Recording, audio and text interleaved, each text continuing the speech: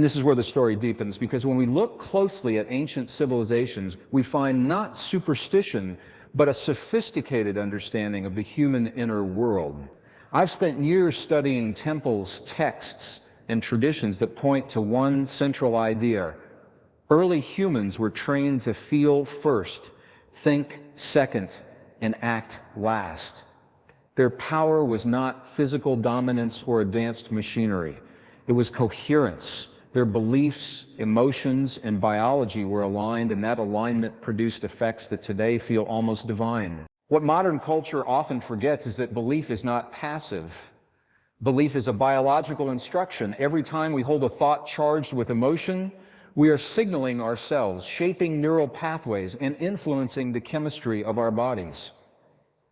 Ancient humans seem to know this intuitively. They didn't separate prayer from physiology or emotion from matter. For them, feeling was the language that spoke directly to the field of life itself. When ancient texts describe humans living hundreds of years, healing through intention, or communicating beyond the limits of space, I don't read these as myths to be dismissed. I read them as symbolic records of a different operating system of consciousness. One where fear had not yet fractured the mind-body connection, one where survival was not driven by chronic stress, but by trust in a living universe that responded to coherence. Modern science is now circling back to these truths.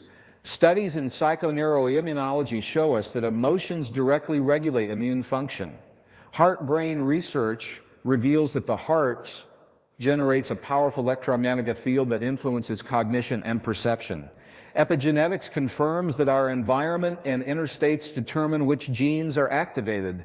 These discoveries are not new, they are rediscoveries. Ancient humans cultivated emotional states with precision. Gratitude, reverence, compassion, and awe were not abstract virtues, they were technologies. When consistently practiced, these emotions created internal harmony, allowing the nervous system to remain balanced and responsive rather than reactive.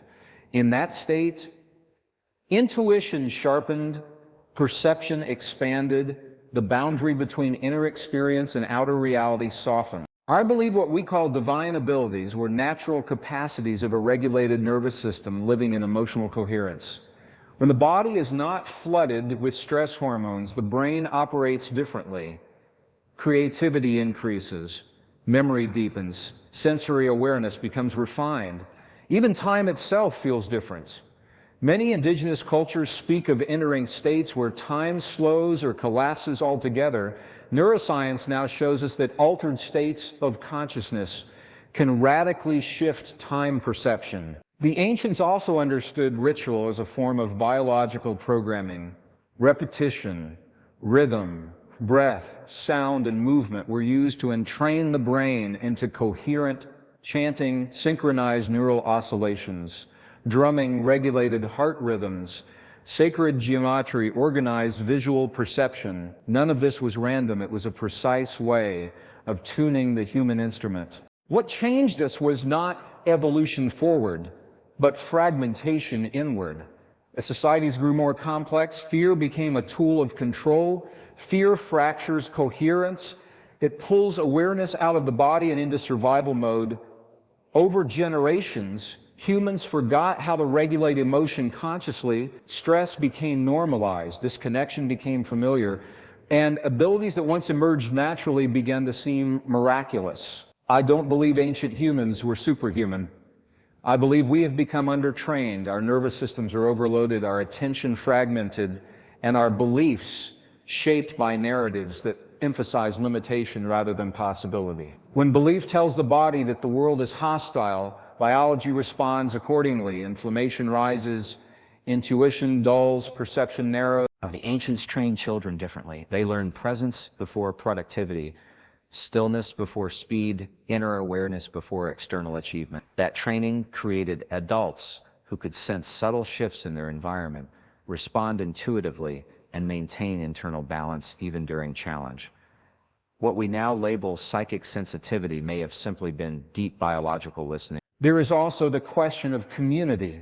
Ancient humans lived in coherent groups, shared rituals, synchronized heart rhythms and emotional states across entire villages. Modern research shows that coherence can spread from one regulated individual to others nearby. Imagine entire cultures living in that state. Collective intention would have been a force as real as gravity. This is why ancient structures were built where they were, not just for defense or beauty, but because the land itself amplified coherence. Geomagnetic anomalies, underground water, and natural resonances interacted with the human nervous system. The builders knew this through direct experience, not instruments. Their bodies were the instruments. When we read about stones that levitated or voices that carried across miles, we might be missing the point. The true marvel was not external manipulation, but internal mastery. A mind and body aligned with emotion and belief, functioning as a unified system capable of influencing probability itself. Today, we are being invited to remember, not to return to the past, but to integrate its wisdom with modern understanding. The same biology flows through us, the same nervous system, the same heart field. What has changed is our relationship to belief. If belief is unconscious, it controls us. If belief is conscious, it becomes a tool. Ancient humans seem to know how to choose beliefs that expanded life rather than constricted it. They believed the universe was responsive, and so it was. They believed the body was intelligent, and so it healed. I often ask myself what would happen if we reclaimed even a fraction of that coherence. Not through dogma or ritual alone, but through daily emotional regulation, conscious breathing, intentional gratitude, and embodied presence. These are not spiritual bypasses, they are biological skills.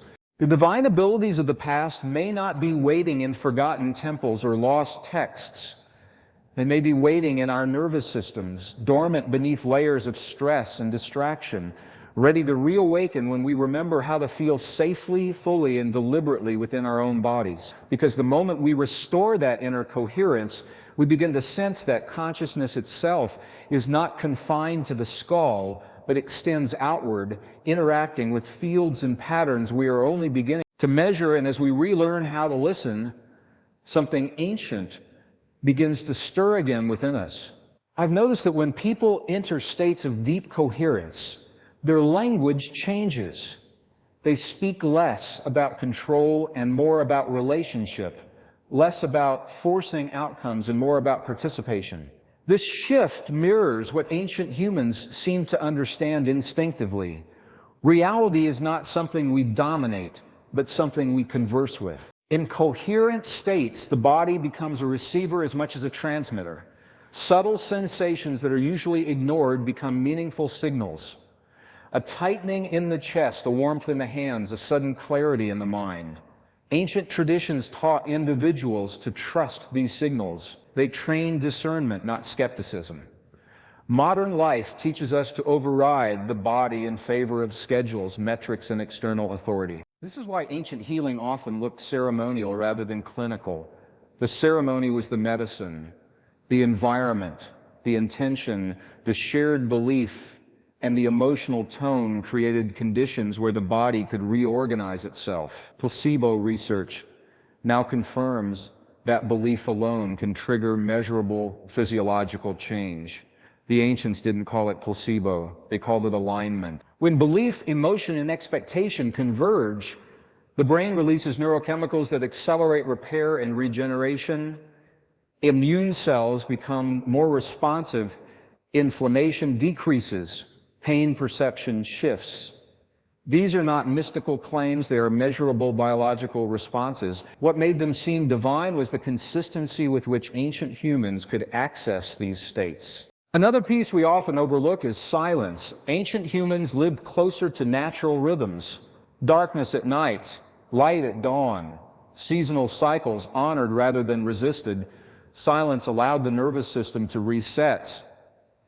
In that quiet, intuition could emerge without competition from constant noise. Today, silence feels uncomfortable to many because it reveals internal chaos that we've learned to avoid. Divine abilities may have required nothing more than a quiet enough inner environment to perceive what is always present. Animals still demonstrate this. Birds sense storms days in advance. Migratory species navigate using Earth's magnetic field. Humans possess remnants of these capacities, but they are muted by overstimulation and emotional dysregulation. Ancient humans trained attention like a muscle. Attention was sacred. Where attention went, energy followed. Where energy followed, reality organized itself. This is echoed in modern quantum interpretations, not as mysticism, but as observation affecting outcome. Consciousness participates, it does not merely observe. I often reflect on how ancient initiations were designed to dismantle fear, facing darkness, solitude, or symbolic death. Taught initiates that fear could be experienced without destruction. This rewired their nervous systems. Once fear lost its grip, perception expanded. A human ungoverned by fear perceives far more information than one trapped in survival mode. Our culture rarely offers such initiations. Instead, fear is reinforced daily through imagery, language, and urgency. The result is a population biologically conditioned for contraction rather than expansion. In this state, higher order abilities don't disappear, they simply go offline. Ancient humans also understood the power of story. Stories were not entertainment, they were neural templates. Myths encoded emotional lessons that shaped behavior and belief. Heroes overcame internal fragmentation before conquering the external world. Monsters symbolized unintegrated fear. These stories trained emotional intelligence long before the term existed. When we dismiss ancient narratives as primitive, we miss the psychological sophistication embedded within them. They were operating manuals for consciousness, disguised as legends so they could be remembered, repeated, and embodied across generations. There is evidence that ancient languages themselves were structured to engage emotion and imagery rather than abstraction. Words were felt, not just heard. Speaking became a way of shaping internal states. Modern language is efficient but emotionally thin. We convey information quickly but rarely coherence. I believe this is why ancient humans appeared to communicate with the natural world. Not because trees spoke words, but because they listened with their entire biology. They perceived patterns, rhythms, and feedback that our narrowed attention overlooks. This level of listening dissolves the illusion of separation. As the sense of separation dissolves, responsibility increases. You begin to realize your inner state matters, not just personally, but collectively. Ancient humans acted accordingly. Personal coherence was a service to the whole. Disharmony was addressed quickly, not suppressed. In our time, emotional incoherence is often medicated or distracted rather than integrated. This keeps symptoms manageable but leaves root causes untouched. Ancient cultures sought integration. Shadow work was communal. Grief was expressed. Joy was amplified. Nothing was meant to stagnate inside the body. What we call divine may simply be life moving freely through a coherent system. When movement is unobstructed, intelligence expresses itself naturally. Creativity flows. Healing accelerates. Insight arises without effort. The system feels guided because it is no longer resisting itself. The question then becomes not whether ancient humans had divine abilities, but whether we are willing to cultivate the conditions that allow such abilities to reemerge. This does not require abandoning technology or returning to caves. It requires reclaiming sovereignty over attention, emotion, and belief. I've seen modern individuals access extraordinary states through simple practices when done consistently and sincerely. Breath awareness, heart-focused gratitude, emotional self-regulation. These are not shortcuts, they are foundations. Ancient humans built entire cultures upon them. As these practices deepen, perception begins to shift subtly at first. Synchronicities increase, intuition sharpens, decisions feel guided rather than forced. The nervous system learns that safety can exist in the present moment. And when safety is restored, exploration naturally follows. Perhaps the most profound ability ancient humans possessed was not levitation or prophecy, but trust. Trust in their bodies, trust in life, trust that consciousness was participatory rather than accidental. Without trust, coherence collapses. With trust, the system opens. As I continue to study these traditions and the science that now echoes them, I'm struck by how close we are to remembering the knowledge is no longer hidden. The practices are accessible. What remains is the willingness to slow down enough to feel, to listen deeply enough to notice, and to challenge the beliefs that tell us we are separate, powerless, or incomplete. Because the moment we question those beliefs with genuine curiosity, the ancient circuitry within us begins to respond, awakening patterns of awareness that feel strangely familiar, as if we are remembering something we once knew so well that it never needed words, only presence. And in that presence, the boundary between what we are and what we can become starts to soften, revealing possibilities that extend far beyond what we have been taught to expect, inviting us into a relationship with consciousness itself that is still unfolding. And that unfolding relationship asks something subtle but profound of us: participation without force. Ancient humans didn't strain to awaken abilities. They prepared the ground internally and allowed capacities to arise organically. This distinction matters. Effort driven by tension reinforces separation, while preparation rooted in coherence invites emergence. One of the clearest examples of this can be seen in how ancient cultures approached breath. Breath was not merely oxygen exchange, it was the bridge between the voluntary and involuntary systems of the body. By mastering breath, they learned to influence heart rate, emotional tone, and mental clarity. Modern neuroscience confirms that slow, rhythmic breathing directly signals safety to the brain, shifting the body out of survival and into regulation. From that state, higher perception becomes available. When the body feels safe, awareness expands. When it feels threatened, awareness contracts.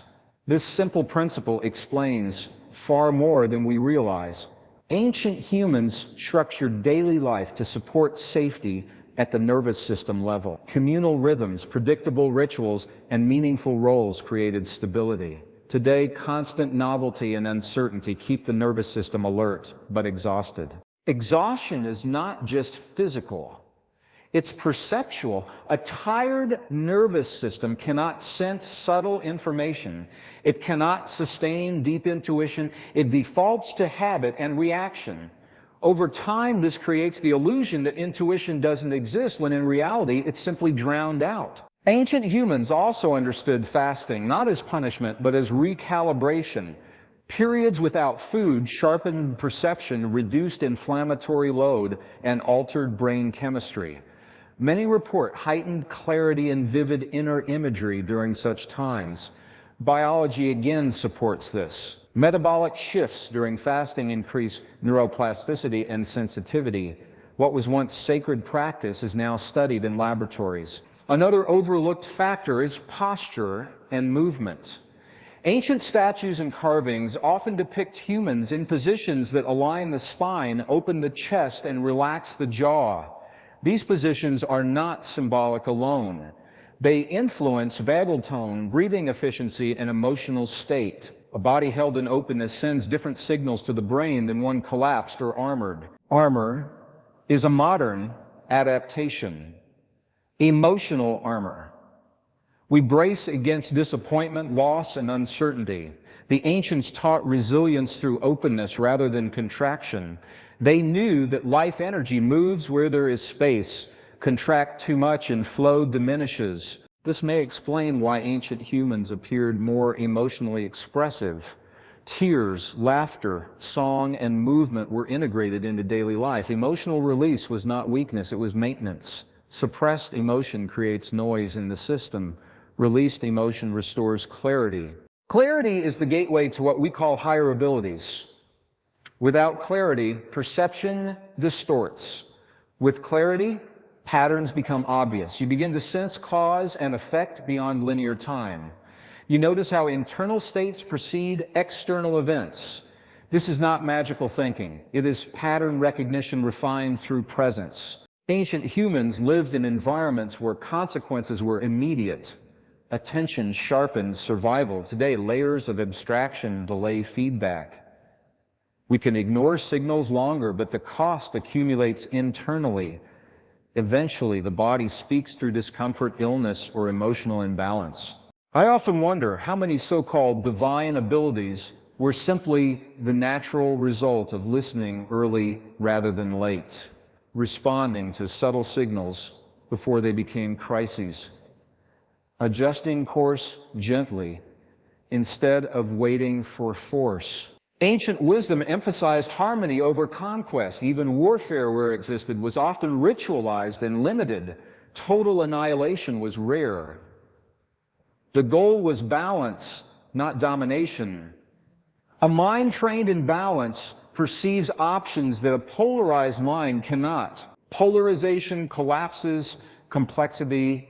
It reduces reality to either or. Ancient humans embraced both light and shadow, order and chaos, masculine and feminine principles working together.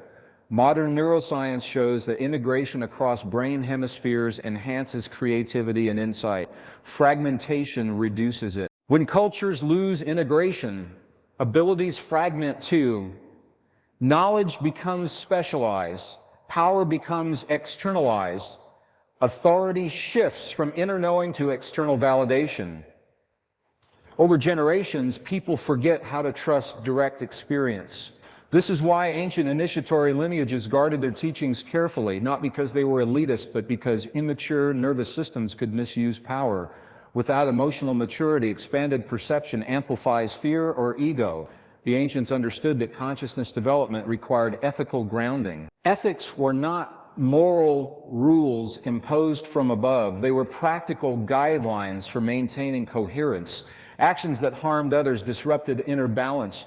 Harmony was self-reinforcing. Disharmony was self-correcting. Today, ethics are often abstracted into rules divorced from felt experience. This weakens their regulating function. Ancient humans felt the consequences of misalignment viscerally. Guilt was not imposed, imbalance was sensed. The idea of karma, stripped of mysticism, is simply feedback. Inner state influences action. Action influences environment. Environment feeds back into inner state. A coherent system learns quickly. An incoherent one repeats patterns. Repetition without awareness creates destiny. Awareness interrupts repetition. Ancient humans cultivated awareness relentlessly, not through constant analysis, but through presence. Presence is deceptively simple. It requires the courage to feel what is here without immediately trying to change it. This alone restores vast amounts of information flow. The body begins to communicate again. Sensations guide decisions. Intuition becomes practical rather than mystical. Many modern people chase peak experiences while neglecting baseline regulation. Ancient humans did the opposite. They stabilized the baseline so that peak experiences emerge naturally and safely. This reframes divine abilities as byproducts rather than goals. When coherence is the goal, abilities follow. When abilities become the goal, coherence is often lost. I find it telling that ancient teachers emphasized humility, not self-diminishment, but accurate self-placement within a larger living system. Humility reduces ego-driven interference. It allows intelligence greater than the personal mind to move through. From this perspective, prophecy was not prediction, but sensitivity to trajectory. Healing was not intervention, but removal of obstacles. Communication with nature was not fantasy, but attunement. As we revisit these ideas through the lens of modern science, something remarkable happens. The gap between ancient wisdom and empirical research narrows. Heart rate variability mirrors ancient breathing practices. Neuroplasticity echoes ritual repetition. Placebo effects validate belief-driven biology. The question is no longer whether ancient humans possessed divine abilities. The question is whether we are willing to adopt the disciplines of coherence that made such abilities ordinary. This requires patience in a culture addicted to speed, depth in a culture addicted to surface. It requires redefining progress, not as accumulation of tools alone, but as refinement of the human instrument itself. Technology amplifies intention. Without coherence, it amplifies chaos. With coherence, it amplifies creativity. Ancient humans understood that the most powerful technology was consciousness trained to operate in harmony with life. Everything else was secondary. As we move forward, integrating ancient practices with modern understanding, we may discover that the future of human evolution is not about adding something new, but about removing what blocks what is already present. Stress patterns, inherited beliefs of limitation, emotional suppression. When these layers thin, perception widens, choice increases, responsibility deepens, and quietly, without spectacle, abilities that once seemed divine begin to feel like a natural expression of being fully human, because at that point the question shifts from how did ancient humans do this to how do we choose in our daily lives to create the inner conditions that allow consciousness to reveal itself through us in ever more refined and responsive ways as we continue to explore what it truly means to participate in a living universe that is constantly listening, responding, and inviting us into deeper alignment with its unfolding intelligence, an invitation that remains open moment by moment as long as we are willing to meet it with presence, curiosity, and the courage to feel what emerges next without immediately needing to define it, control it, or bring it to an end.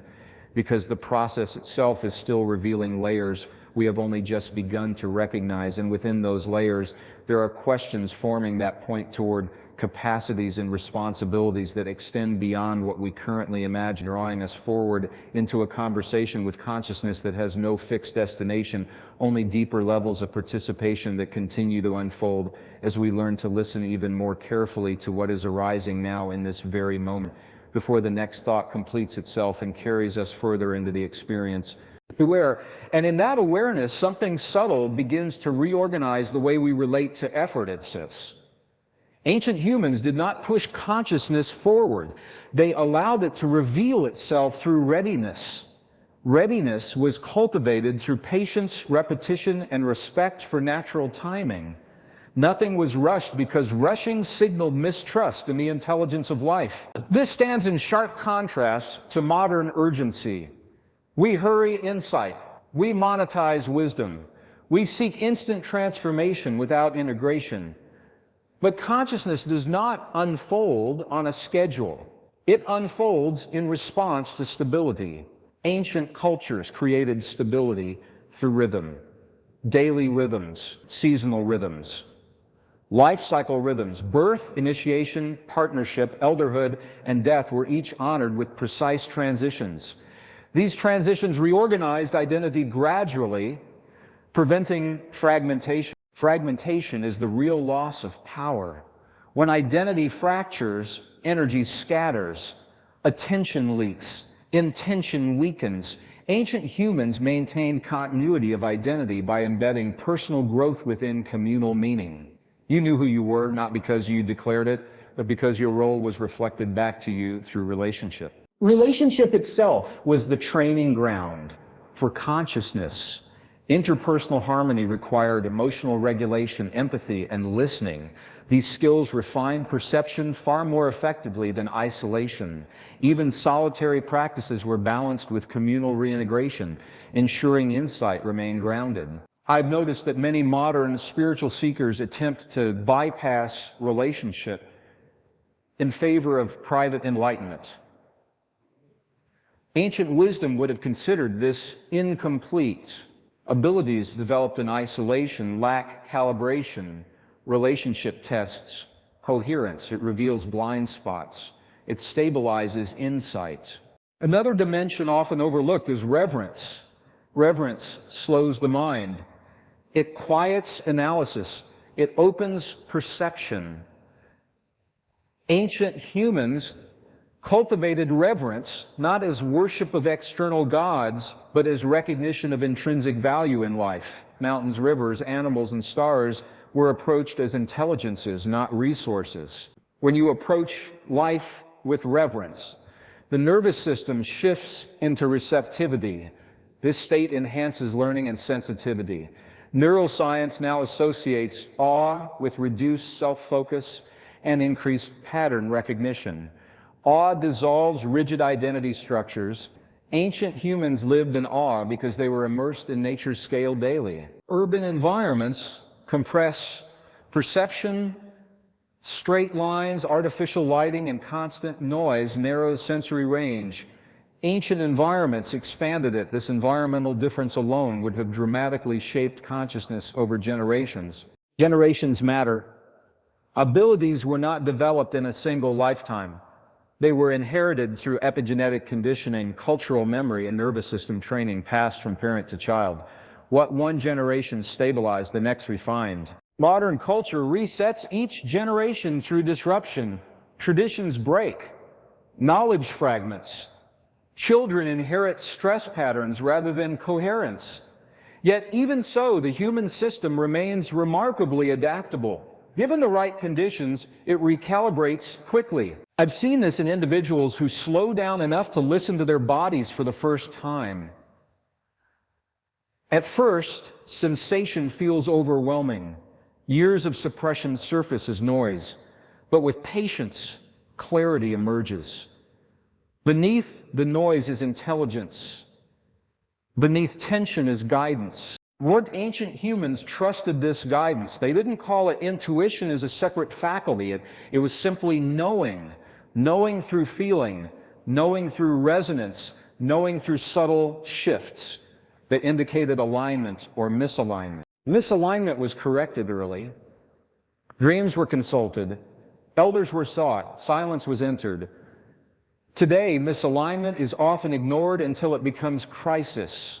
Then we seek external solutions rather than internal realignment. This difference in response timing explains much of what we perceive as lost abilities. Early correction preserves sensitivity. Late correction dulls it.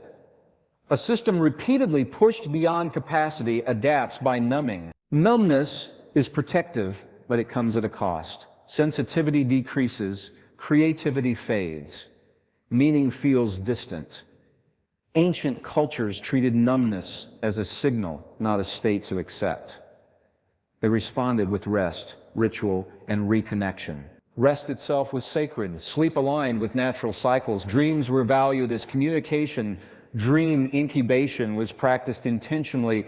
Modern sleep deprivation alone severely limits cognitive and emotional function. It's difficult to imagine ancient abilities emerging from chronically exhausted bodies. There's also the matter of sound. Ancient humans lived in soundscapes shaped by wind, water, animals, and human voice. Harmonic sound regulated the nervous system. Modern noise is often rhythmic and jarring, keeping the body on alert. Chanting and toning were not symbolic, they were regulatory. Vocal vibration stimulates the vagus nerve, inducing calm and coherence. This physiological effect was discovered through experience long before it was measured. Taken together, these factors form a picture that is less mystical and more systemic. Ancient humans didn't possess divine abilities because they were chosen or superior. They possessed them because their lives supported coherence at every level. When coherence becomes culture, abilities become ordinary. When incoherence becomes culture, abilities become mythical. The danger now is romanticizing the past without embodying its disciplines.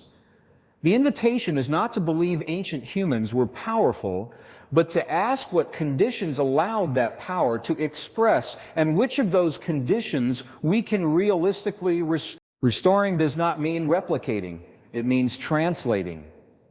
How do we create rhythm in a digital world? How do we cultivate reverence in urban spaces?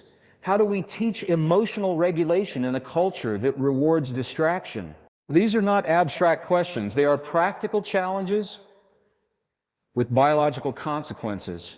Each small shift toward coherence increases capacity.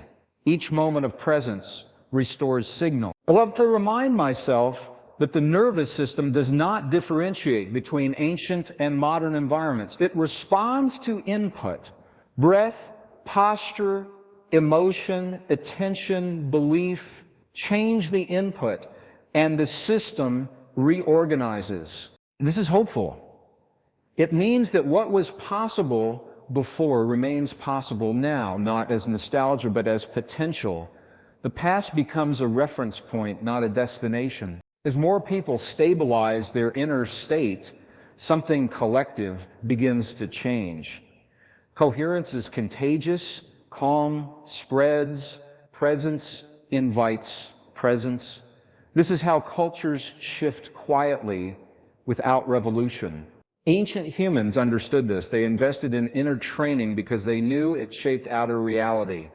We are rediscovering this truth not through temples, but through data, not through myth alone, but through measurement. Yet data alone is insufficient.